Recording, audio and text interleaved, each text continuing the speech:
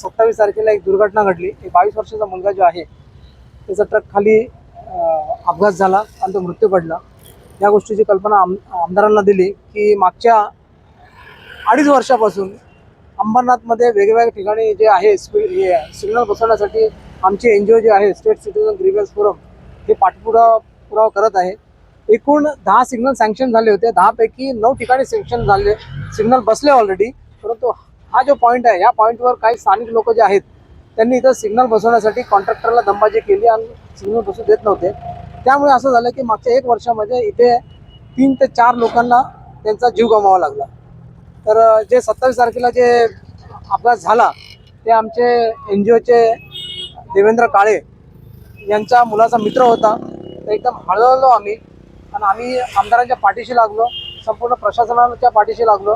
आणि हे जे अपघात झालेला आहे हा अपघात जे 2 अपघात झालेले याला प्रशासनच नगरपालिकेचे प्रशासनच जबाबदार आहे।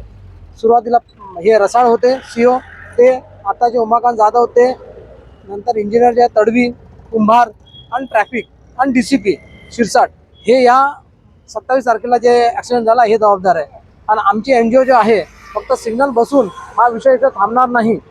जे मृत्यू झालेले आहेत त्यांना न्याय मिळण्यासाठी या लोकांची आम्ही डिपार्टमेंटल चौकशी लावल्याशिवाय आम्ही शांत बसणार नाही। फक्त इथेच सिग्नल बसवल्यानंतर पुढे T जंक्शन आहे, त्या T जंक्शनला पण एक सिग्नल असावा अशी आमची इच्छा आहे।